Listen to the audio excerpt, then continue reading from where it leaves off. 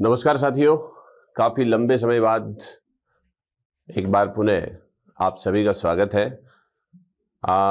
बच्चों की बड़ी डिमांड थी कि सर असिस्टेंट प्रोफेसर भर्ती परीक्षा का तीसरा पेपर हो गया है।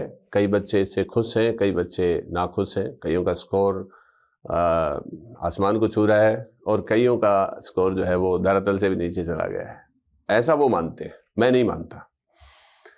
मेरा ये मानना है कि अभी जंग बहुत बाकी है, अभी बहुत जंग बाकी है। तो वो एक जो गीता का जो पूर्ण मानव है, स्थित प्रज्ञ, उसको फॉलो करना है। यानी ऐसा व्यक्ति जो हर परिस्थिति में अपने आप को समायोजित कर ले, हर परिस्थिति के साथ में अपने आप को अकोमोडेट कर ले, वो व्यक्ति पूर्ण मानव है, स्थित प्रज्ञ है।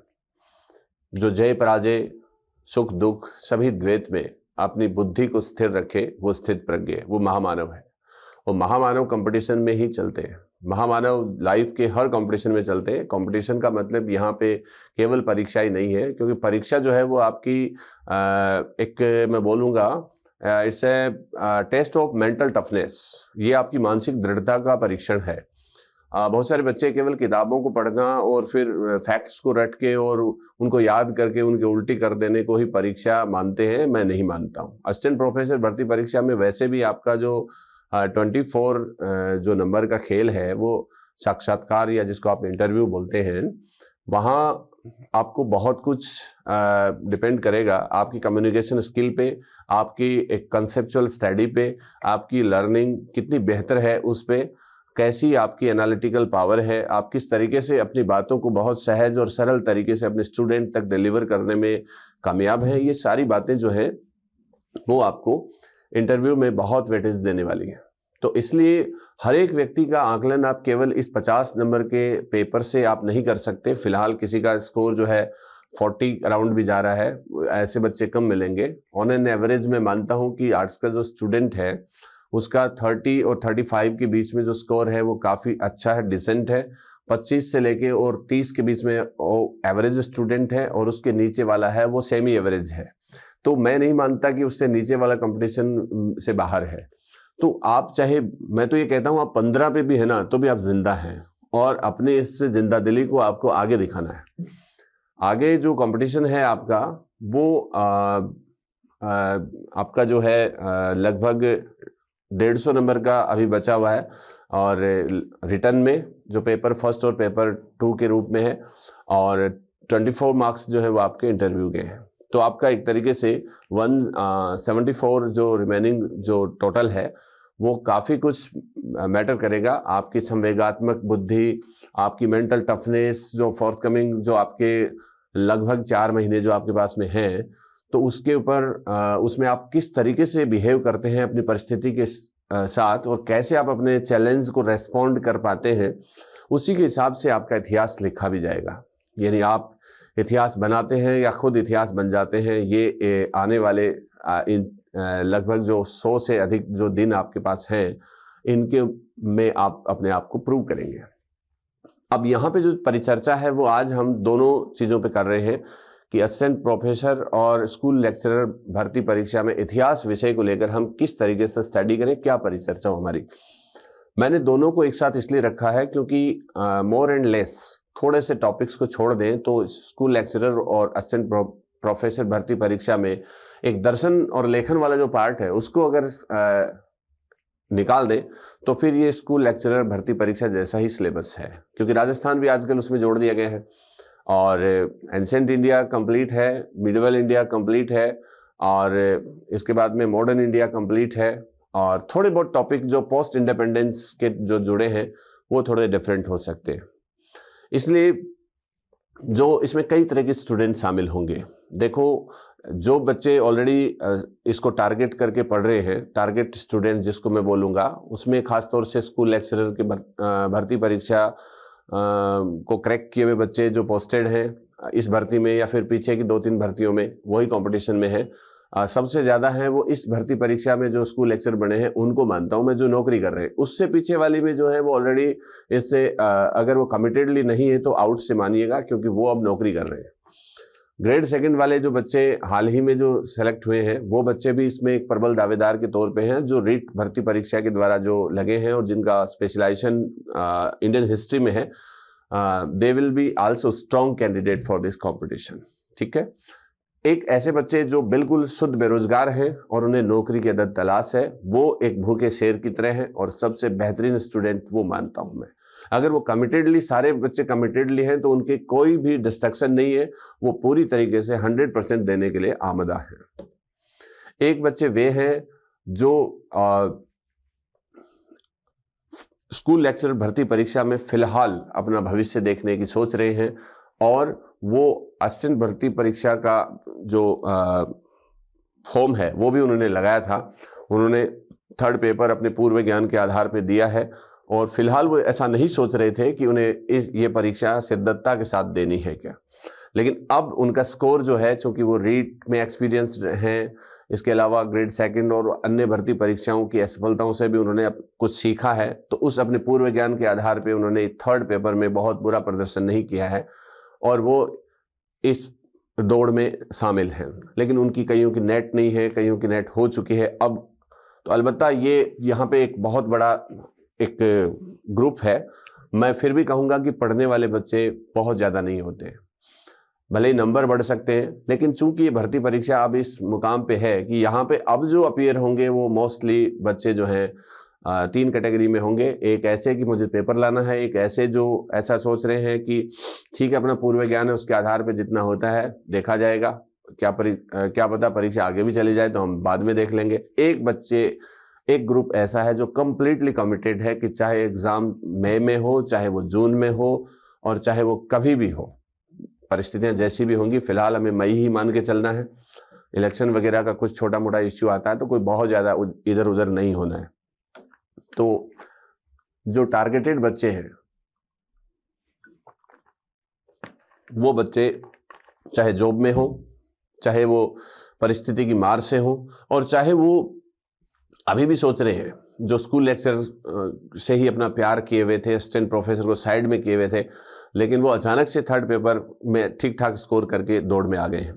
तो सारे बच्चों को अब एक जैसी तैयारी करनी है और जो खास तौर से शुद्ध बेरोजगार हैं और जो केवल स्कूल लेक्चर पे फोकस किए हुए हैं, उन सभी से मेरा ये निवेदन रहेगा कि वो अपने आप को अंडर एस्टिमेट नहीं करें, क्योंकि कंपटीशन जो होता है इसमें स्कूल लेक्चर और कॉलेज लेक्चर के जो क्वेश्चन की फ्रेमिंग का फ्लेवर है वो कोई बहुत ज़्यादा इसमें वेरिएशन नहीं होता है। मोस्टली जो मेरे स्टूडेंट स्कूल लेक्चर में मेरे से पढ़े थे वो असिस्टेंट प्रोफेसर बन गए हैं। 2018 से ये सिलसिला शुरू हुआ था और जो पीछे वाली दोनों भर्तियों के अंदर जो है वो काफ़ी बच्चे जो है इसमें सफलता में कन्वर्ट कर गए। तो जब मैंने उनसे बात की कि तुमने कुछ अलग से स्पेशल किया, तो उन्होंने एक ही बात कही कि सर जो स्कूल लेक्चर में हमने आपसे पढ़ा था उसको हमने बचा लिया, बल्कि वो भी थोड़ा कम बचा, फिर भी हमारा सिलेक्शन हो गया है। तो इसका मतलब ये हुआ कि यहाँ पे जो थोड़ा बहुत विचलन है वो इतिहास, दर्शन और लेखन वाले पार्ट में है, तो उसको ब्यूटीफुली आप कर लेंगे और यही एक ट्रम्प कार्ड होगा इसमें। और मैं ये कहता हूँ कि ये भी कोई इतना बड़ा इश्यू नहीं है। इसमें जो आपके 50 इसमें जो आपके क्वेश्चन हैं उनको आप बहुत ब्यूटीफुली कर सकते हैं। इसमें आप ये देखिएगा कि लगभग 30 के करीब, 25 से 30 के बीच में ऐसे क्वेश्चन आएंगे जो बहुत ज़्यादा टफ नहीं होंगे। उसके बाद वाले जो क्वेश्चन है वो आपके सेमी टफ और टफ की कैटेगरी में आएंगे। तो उसके लिए आपको एक प्लान करना है, आप जो भी पढ़ रहे हैं उसको किस तरीके से पढ़ना। मैं एक छोटा सा यहाँ पर एक मैं मैपिंग कर लेता हूँ जिससे थोड़ा सा आपको फायदा रहेगा। वैसे पढ़ना पूरी तरीके से व्यक्तिगत विषय है, ये आपकी अपनी स्ट्रेटजी हो सकती है, लेकिन जो मेरे अकॉर्डिंग बेस्ट क्या हो सकता है वो मैं यहाँ पर आपके साथ में शेयर करने जा रहा हूँ। ये बेसिकली हमारा टारगेट है, सहायक आचार्य ऑब्लिक स्कूल व्याख्याता इतिहास। क्योंकि इस ग्रुप में वो बच्चे हैं जो स्कूल लेक्चर की तैयारी टारगेटेडली कर रहे हैं, बेरोजगार हैं, उन दोनों के लिए ये सब कुछ है। उन्हें सबसे पहले फर्स्ट चॉइस जो है उनकी ये होगी, सेकंड चॉइस ये होगी, क्योंकि फिलहाल इसका कोई विज्ञापन नहीं है, कुछ नहीं है, तो ज़्यादा you don't think about this. You have to invest your 100% for this examination. और ये हमारा जो टेंटेटिव जो हमारा डेट जो है वो 17 मई या जो भी है आपकी, 2024 में ये है आपके पास में। और आपके पास में जो भी 100+ डेज बचे हैं उसके अंदर आपको एक बहुत बेहतरीन योजना कैसे बनानी है, ये मेरा जो व्यक्तिगत एक्सपीरियंस है उसके आधार पे मैं आपको बता रहा हूं कि हमारा जो फर्स्ट पेपर है उसके अंदर 3 स्फीयर हैं आपके। पहला है प्राचीन, दूसरा है मध्यकालीन, और तीसरा जो है वो इतिहास, दर्शन और लेखन, ये वाला पार्ट है। ठीक है। अब और दूसरा जो आपका इसमें पेपर है उसके अंदर आपके आएगा मॉडर्न इंडिया, आधुनिक भारत। ठीक है। और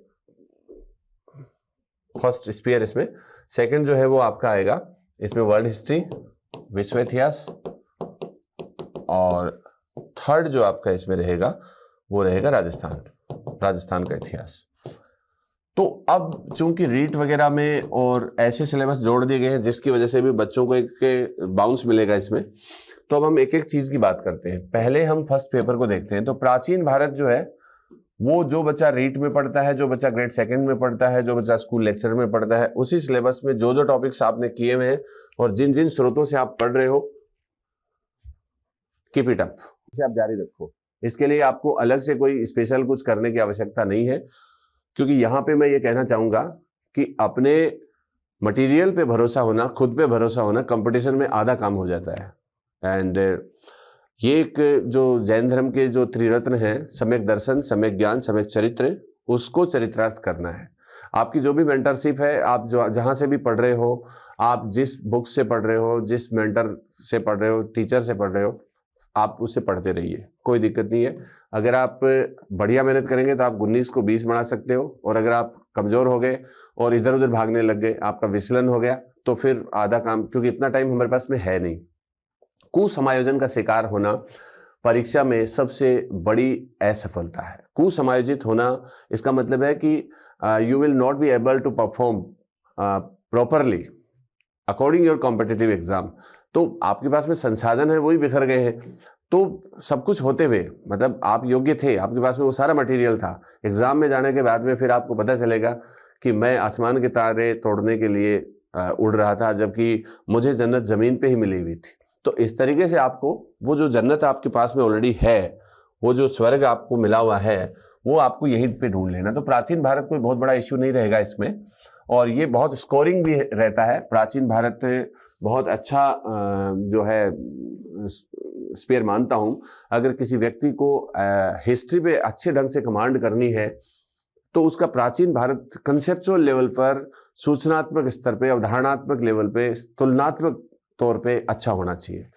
और इसमें देखो, पढ़ने की एक विधा होती है कि हम लोग जैसे भी कोई चीज़ पढ़ते हैं, ये सब आपका, चूंकि आप मेच्योर हैं काफ़ी, लेकिन फिर भी मैं मानता हूं कि जैसे आपने कोई भी चीज़ पढ़ी तो उसकी आप कंपैरेटिव स्टडी करें। जैसे पैलियोलिथिक एज है, उसके साथ में चाल्कोलिथिक एज के साथ में कंपैरिजन करें उसकी, और उसके बाद में मतलब पाषाण जो काल है उसकी आप ताम्र पाषाण के साथ में कंपैरिजन कर लें, क्या क्या चीज़ें नई हैं, क्या क्या ऐसे, इस तरीके से। फिर हड़प्पा और वैदिक की एक साथ कंपैरिजन करके पढ़ लें, डिफरेंस निकालें इनके बीच में कि क्या क्या है। फिर आप आगे देखेंगे तो फिर आपका जैनिज्म और बुद्धिज्म के बीच में कंपैरिजन कर लें।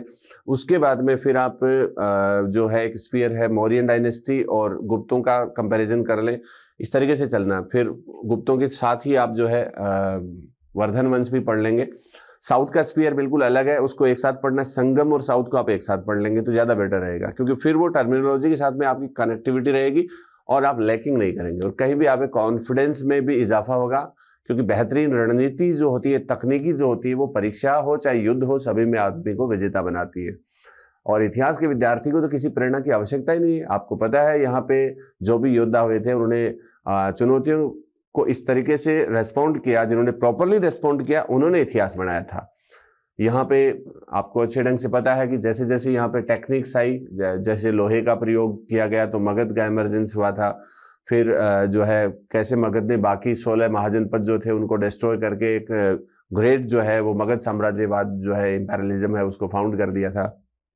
और हजारों साल तक वो बना रहा, वहां पे एक राजनीति का केंद्र पाटलिपुत्र बना रहा था। ठीक है। उसके बाद में हम देखते हैं कि जो टेक्निक जो तुर्कों ने भारत में अपनाई उसकी वजह से यहाँ पे जो है उन्होंने सत्ता स्थापित की। उसके बाद मुगलों के पास उनसे ज़्यादा बेहतर तकनीकी थी, तो उन्होंने जो है अपने ऋण बनाए और तुर्कों को समाप्त कर दिया एक तरीके से। लोधी वंश जो है वो जो अफगान वंश था उसको रोल कर दिया, तो दिल्ली सल्तनत को उन्होंने डिस्ट्रॉय कर दिया। बाबर ने जो विधाएं यहाँ पे तुलुगमा पद्धति है और हल्की बंदूकें हैं, तीव्र घुड़सवार सेना, तोपखाना, जो कुछ भी उन्होंने यूज किया वो अकॉर्डिंग टाइम था। उसके बाद में आप देखिएगा जो नवल आर्मी जो थी हमारे पास में कमजोर थी, चोलों को छोड़ दें एंशिएंट इंडिया में, तो इसका खामियाजा भारत को भुगतना पड़ा। मुगलों ने भी नौसेना के ऊपर बहुत ज़्यादा अच्छा काम नहीं किया और इसीलिए अंग्रेज समेत जितने भी यूरोपियन पावर भारत में आए उन सभी ने हमें आसानी से, चाहे वो ब्लू वाटर पॉलिसी हो, चाहे वो फिर इधर बंगाल हो, चाहे मद्रास हो, सूरत हो, ये सारे ऐसे स्टेशन अंग्रेजों ने चुने जिसमें वो ताकतवर थे। नेपोलियन बोनापार्ट का पतन भी आपको पता है तकनीकी कमजोरी से हुआ था, क्योंकि वो नेल्सन जो थे उनके साथ में रिस्पॉन्ड प्रॉपरली नहीं कर पाए, इसलिए नेपोलियन बर्बाद हो गए, समय को नष्ट कर दिया। तो उसने कहा कि मैंने समय को नष्ट किया, समय ने मुझे नष्ट कर दिया। तो समय को भी नष्ट नहीं करना है, तकनीकी के साथ पढ़ना है, साइंटिफिक स्टडी करनी है।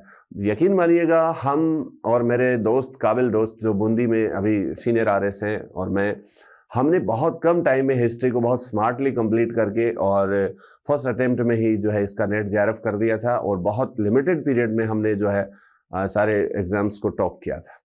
और वही विधा मैं अपने स्टूडेंट्स को भी सिखाता हूँ, क्योंकि फालतू का जो कचरा है उसको छोड़ना और स्मार्ट स्टडी करना एक कॉम्पिटिटिव एरे की डिमांड होती है। और कंपटीशन के युग में ये बहुत मायने रखता है कि आप किस तरीके से एक बोझिल तैयारी को छोड़ के एक स्मार्ट स्टडी कर सकते हैं।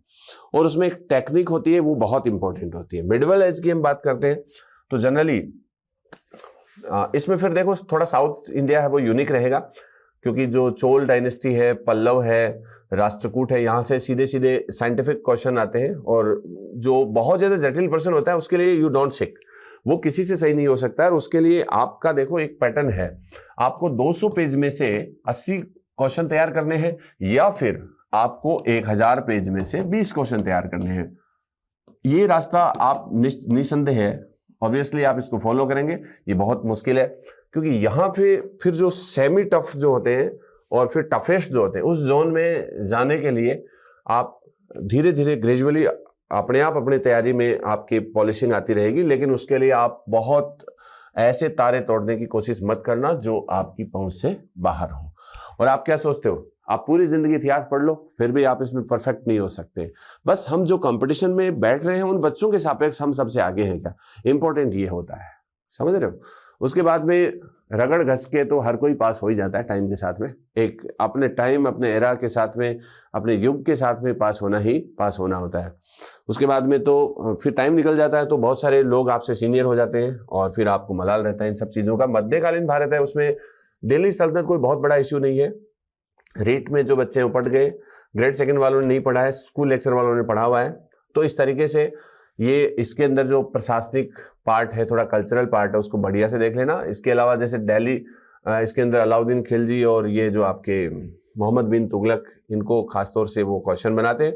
बाकी असिस्टेंट प्रोफेसर भर्ती परीक्षा में किसी पर्टिकुलर टॉपिक को इंडिकेट करना एक अपराध मानता हूं मैं। तो आपको एज ए होल देखना है, एक ब्रॉड अप्रोच में देखना है, वैल्यूएबल चीजों को देखना है। और जो चीज आप ऑलरेडी देख रहे हो, you have to be that, you have to be with that, आप उनके साथ बने रहिए।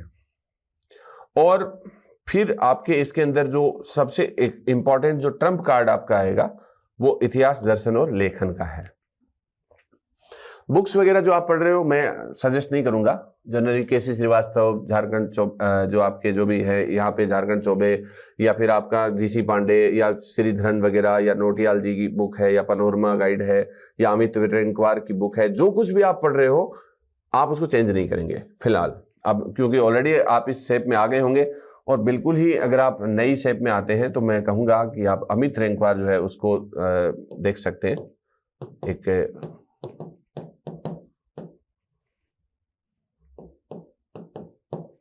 और एक पनोरमा की गाइड है, उसको भी देख सकते हैं आप। इन दोनों के अंदर क्वेश्चन भी दिए हुए हैं आगे, तो थोड़ा एक प्रैक्टिस टाइप में भी हो जाएगा। श्रीधरन वगैरह है वो पढ़ना अब एक नए बच्चे के लिए काफ़ी चुनौतीपूर्ण होगा। हालांकि वो एक पूर्ण तो नहीं है लेकिन काफ़ी अच्छी है। नौटियाल जी की जो बुक है वो भी ठीक है, बट मैं यहाँ पे यही सजेस्ट करूँगा, जो अगर गाइड के रूप में कोई लाना चाहता है तो ये दोनों आप देख सकते हैं। इसके अलावा इसमें मेरा खुद का एक कोर्स है जिसमें 39 वीडियोज़ हैं, उसके अंदर काफ़ी ब्यूटीफुली काम किया हुआ है, और आप अगर मोबाइल फ्रेंडली हैं तो आप इस कोर्स को जो है मेरे चैनल से भी, जो VR एजुकेटर्स के नाम से है, इसका लिंक जो है मैं यहाँ पे शेयर कर दूंगा नीचे वीडियो के। तो VR एजुकेटर्स जो है उसमें भी इसका अलग से कोर्स किया हुआ है, तो उसको आप एक्सेस कर सकते हैं इफ़ यू नीडेड। अगर आपको इसकी ज़रूरत है तो आप लीजिएगा, कोई दिक्कत नहीं। अदरवाइज आप बुक्स हैं इनको भी आप प्रेफर कर सकते हैं। यहाँ पे केसी श्रीवास्तव और वो जो भी आप LP शर्मा, हरिश्चंद्र वर्मा, जो कुछ भी पढ़ रहे हो आप पढ़ते रहिएगा। बाकी गाइड के तौर पे हम ये देखते हैं कि यहाँ पे जिन बच्चों के पास में आर्य की गाइड है वो आराम से इसके साथ में सारा इंडियन हिस्ट्री का स्पीयर देख सकते हैं। मॉडर्न इंडिया की हम बात करते हैं तो मॉडर्न इंडिया में जो खास बात है वो आपके लिए वो ये है कि मॉडर्न इंडिया का जो 2 पार्ट है, एक तरीके से तो अराइवल ऑफ यूरोपियन पावर्स से लेके और 1857 तक की है, यानी बिफोर 1857 अपराइजिंग, 1857 की क्रांति से पहले का पार्ट है, और दूसरा 1857 से लेके और 1964 तक का पार्ट है। तो ये इसमें देखो जनरली हम इसके साथ फेमिलियर नहीं होते। बहुत सारे कंपटीशन के अंदर 1857 की क्रांति और राष्ट्रीय आंदोलन होता है, सामाजिक धार्मिक सुधार का आंदोलन होते हैं, और मॉडर्न इंडिया में जो चीज़ें नई आती हैं उसमें specially arrival of European powers है, फिर अंग्रेज़ों का जो है यहाँ के रीजनल जो पावर्स हैं उनके साथ में कॉन्फ्लिक्ट है, जैसे पंजाब है, मैसूर है, और मराठाज हैं, इनके साथ में जो संघर्ष रहा वो, प्लस फिर आपके जो बंगाल वगैरह जो है वो तो सारा प्लासी बक्सर हो ही जाएगा आपका।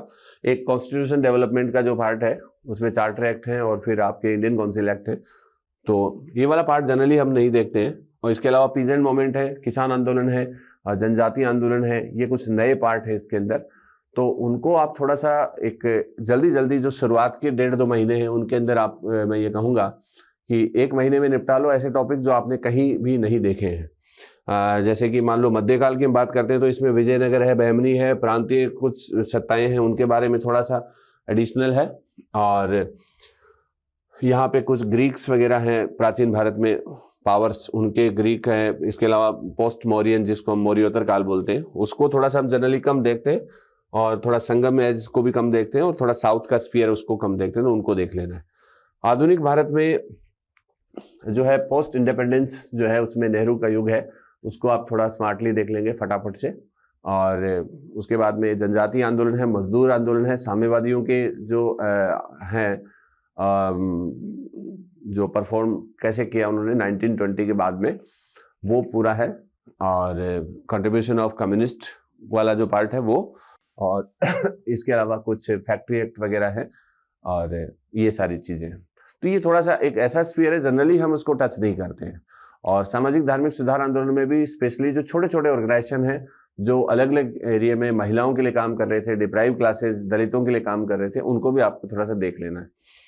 उसके बाद में फिर आप जो सेकंड फेज इसमें आएगी तो उसमें आप जो आपके इन रूटीन जो आप पढ़ते रहते हो उसको देख सकते हैं। वर्ल्ड हिस्ट्री जो है विश्व का इतिहास रिनेसा से लेके और जो है लगभग आपके शीत युद्ध वगैरह और उनकी समाप्ति तक का है।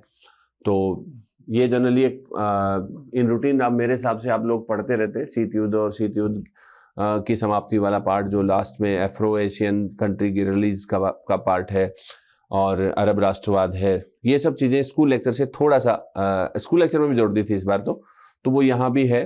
और दक्षिण पूर्व एशिया वाला जो रिलीज उनका जो इंडिपेंडेंस के लिए जो मूवमेंट था वो भी है, और ये थोड़ा सा डिफरेंट। बाकी तो जैसे पुनर्जागरण है, धर्म सुधार है, फिर अमेरिकन रिवॉल्यूशन है, इटली जर्मनी का एकीकरण है, नेपोलियन, फ्रांस की क्रांति, रूस की क्रांति, ये जनरली आप पढ़ते रहते हो।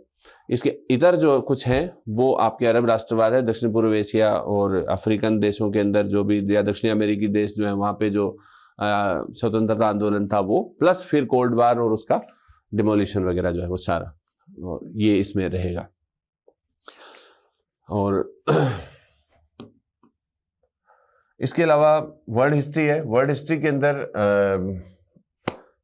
जैसे बुक की अगर अपन बात करते हैं तो मेरी खुद की एक बुक है आरबीडी पब्लिकेशन से, जो विश्व के इतिहास एक परिचय के नाम से, बहुत छोटी सी बुक है। और इस बार के जो टॉपर हैं स्कूल लेक्चर भर्ती परीक्षा के, मिस्टर भवानी, उसने यही बुक जो है पढ़ी थी। आपने वीडियो में भी देखा होगा, एक वीडियो था, मैं नहीं मुझे याद नहीं आ रहा कौन से वीडियो में था, तो उसने उसमें बताया था कि उसने कंप्लीट जो है वर्ल्ड हिस्ट्री है वो यही पढ़ी थी, और बहुत स्मार्टली उसमें काम किया हुआ है कि आप उसको 3-4 दिन में भी पढ़ सकते हो, 3-4 दिन में नए सिरे से करके ख़त्म कर सकते हो, इतनी बेहतरीन ढंग से की गई है। इसके अलावा भी ऑप्शन है, इसके अलावा नाथ पब्लिकेशन की जो है, राम सिंह जो हमारे साथी हैं, उनकी भी बुक है, तो उसको भी आप देख सकते हैं। और जो भी अवेलेबल है इनमें से आप ले लीजिएगा। और इसके अलावा फिर अरविंद भास्कर की बुक है, वो तो बहुत पहले से चली आ रही है, तो अगर आप लोगों के पास में ऑलरेडी है और आपको लगता है कि आप सेटिस्फाइड हो किसी भी चीज़ के साथ में, तो आपको कुछ एडिशनल करने की आवश्यकता नहीं है, और आपको लगता है कि नहीं आप कर सकते हो, तो ये 2 छोटी बुक्स हैं, वो उनसे भी आपका काम हो सकता है। ये राम सिंह की है, ये मेरी है, और अरविंद वाली तो है ही है जिन बच्चों के पास में। बस ये है कि इसमें ये आपको डिसाइड करना है कि आपको ज़्यादा पढ़ना है या फिर आपको स्मार्ट पढ़ना है। राजस्थान का इतिहास जो है, इसमें one and only I would like to suggest Nath publication की जो बुक है, हमारे साथी और मित्र मिस्टर पवन बावरिया, और उन्होंने काफ़ी अकॉर्डिंग कॉम्पिटिटिव एग्ज़ाम के उन्होंने बहुत स्मार्ट वर्क किया है। लास्ट में इसके अंदर जो है प्रैक्टिस सेट के तौर पे भी कुछ दिया हुआ है, तो उसको भी आप इसमें स्टडी कर सकते हैं। इसके अलावा कल्चर वगैरह भी इनकी जो आती है नाथ पब्लिकेशन की, आप उसको देख सकते हैं। तो इस तरीके से ये जो आपकी बुक्स क्या क्या है, guide one and only I would like to suggest in Indian history, that is Arya guide.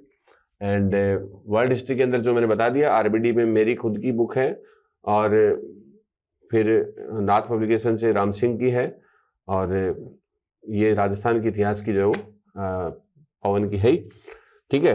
और इसके अंदर मैंने बता दिया आपको पनोरमा और अमित रेंकवार की जो ऑनगोइंग गाइड्स हैं, इनको आप देख सकते हो। ई श्रीधरन, विकास नोटियाल और जीसी पांडे, झारखंड चौबे, ऐसी बहुत सारी चीज़ों को का अमलगम जो है वो इन गाइड्स में मिल जाएगा, तो आप इनको देख सकते हो। इसके अलावा मेरा खुद का कोर्स भी है, वो भी आप अगर वीडियो फ्रेंडली हैं तो आप देख सकते हैं। वी आर एजुकेटर्स यही चैनल है, जिसका लिंक मैं शेयर कर दूंगा, और टेलीग्राम चैनल जो है वो भी इसी नाम से, मेरा रवि फगेड़िया के नाम से टेलीग्राम चैनल, तो उसके ऊपर भी मैं जो है यहाँ पे लिंक शेयर कर दूंगा मेरे चैनल का, तो उसमें आप देख लेना। ये सब आपके विवेक का मामला है कि आप कैसे करते हैं, क्या करते हैं, कितना करते हैं। बस आपको मोटे मोटे तौर पे ये चीज़ देखनी है कि हम पहले 1-1.5 महीने में एक ऐसे पोजीशन में आ जाएं कि जिससे हमें एक बूस्ट मिले कि हाँ, now I am in commendable position and I can do, तो मैं कर सकता हूँ, मैं एक नियंत्रण की स्थिति में हूँ। ये मन के माने जीत है, मन के माने हार है। अगर मन से आपने हार लिया खुद को कि यार मैं तो हार गया हूँ, तो फिर आपको कोई जिता नहीं सकता है, और अगर मन से आप जीत गए हो तो आपका कोई मुकाबला नहीं कर सकता है। बाकी सारे बच्चे पढ़ेंगे। अब ये तो हो गया स्टडी मटेरियल। इसके अलावा हम बात करते हैं, स्टडी मटेरियल सबके पास में लगभग एक जैसा है, फिर भी फर्क क्यों आ जाएगा? फर्क आ जाएगा स्ट्रेटजी का, कॉन्फिडेंस का, मेडिटेशन का, रिपीटेशन का, डिस्कशन का, प्रैक्टिस का। प्रैक्टिस के लिए बच्चे बहुत सारी बार पूछते हैं कि ऑब्जेक्टिव की क्या प्रैक्टिस की जाए।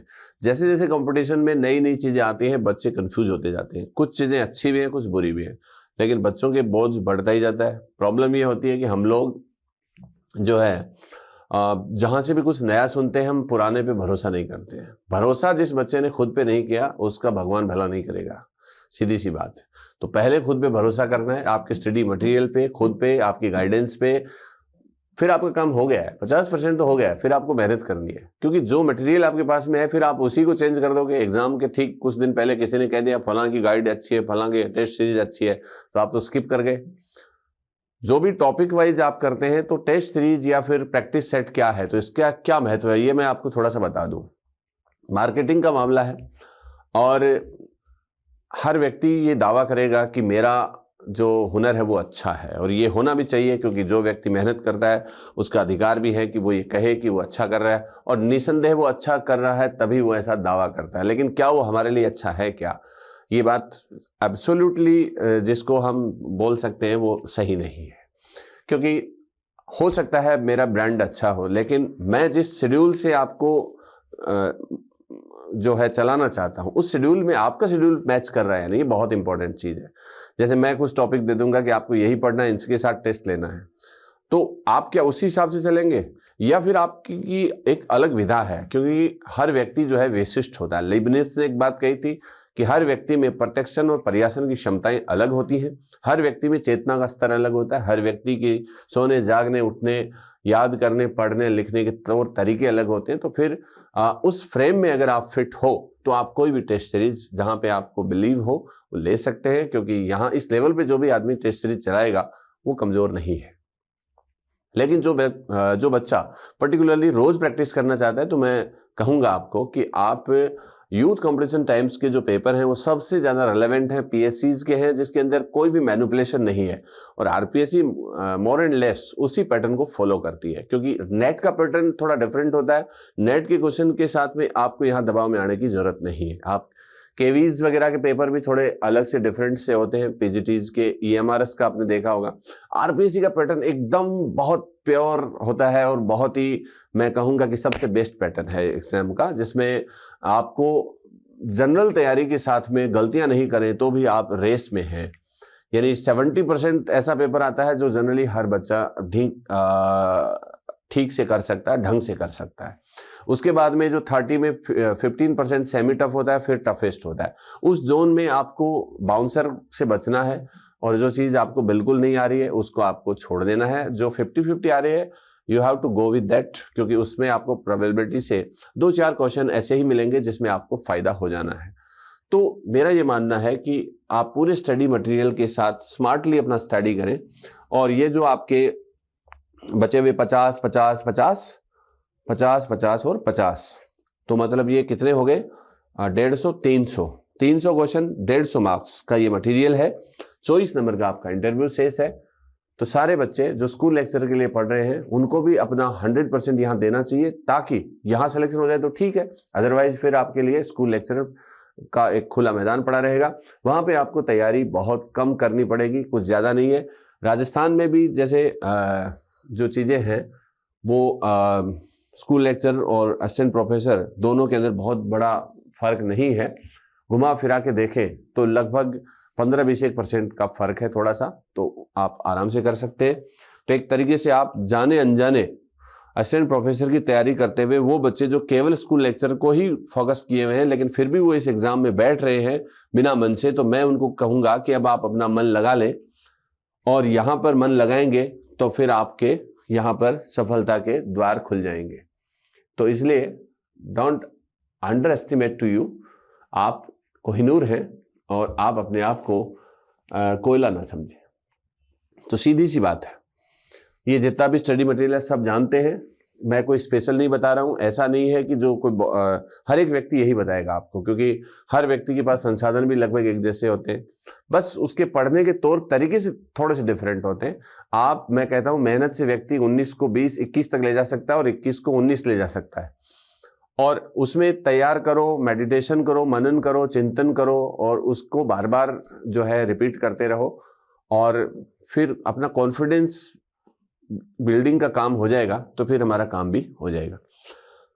तो इस तरीके से प्रैक्टिस सेट के लिए जो है यूथ कंपटीशन टाइम्स का है, और राजस्थान के अंदर पवन वाला है ही, और बाकी जो भी एप्लीकेशन वगैरह जहाँ जिस भी आप से दें, मुझसे भी बच्चे काफ़ी बोलते हैं कि एक टेस्ट सीरीज शुरू की जाए, और मैं इस पे विचार कर भी रहा हूँ और नहीं भी, दोनों सी बातें हैं, और करेंगे तो बता दिया जाएगा। और मेरा सीधा सा सजेशन ये है कि आप जहाँ भी दें, लेकिन उससे डिमोरलाइज मत हो जाना, क्योंकि जनरली क्या होता है कि टेस्ट सीरीज बनाते वक्त गुरुजी भी थोड़ा सा टाइट हो जाते हैं, बच्चे की जान लेने की कोशिश करते हैं। तो थोड़ा सा मैं जितने भी गुरुजी इस चैनल को देखेंगे उनसे भी मेरा, जो मेरे साथी हैं, विनम्र आग्रह रहेगा कि टेस्ट को रेलेवेंट जरूर बनाएं, क्योंकि बच्चा जो है कॉम्पिटिटिव एग्जाम में लो फील करके हमारी टेस्ट सीरीज उसके लिए घातक ना बन जाए, और उसको एक बूस्टअप मिलना चाहिए, उसको एक कॉम्पिटिटिव कल्चर मिलनी चाहिए, ना कि उसको एक भटकाव मिलना चाहिए। तो अच्छे नायाब क्वेश्चन जो मेरा एक डायलॉग हमेशा रहता है कि युद्ध जो है वो सदैव लोहे की तलवारों से जीता जाता है, सोने की तलवारों से नहीं जीता जाता। इसलिए हमें कोशिश करनी चाहिए कि हमारे योद्धाओं को लोहे की तलवारें पकड़ाई जाएं, सोने की तलवारें केवल प्रतीकात्मक तौर पे ही दी जाए, जिससे कि वो बाउंसरों को कैसे बचाएं उस सेक्टर में हम थोड़ा बहुत यूज कर सकते हैं, बट पेपर में इस चीज का एक ब्लूप्रिंट का जरूर ख्याल रखा जाए। तो उम्मीद करता हूं कि आपको ये सेशन अच्छा लगा होगा और आप बेहतरी से पढ़ रहे होंगे, और जब हम दोबारा मिलेंगे तो एक अच्छे रिजल्ट के साथ जो है आप उन्मुख हो रहे होंगे उसमें, और एक दोबारा से बूस्टअप करने के लिए मैं फिर आऊँगा, और मैं फिर आऊँगा। ठीक है, तो till that bye bye, have a good day, and I think ये बातें आपको ठीक लगी होंगी। और इसी के साथ जल ग्रहण और नमस्कार।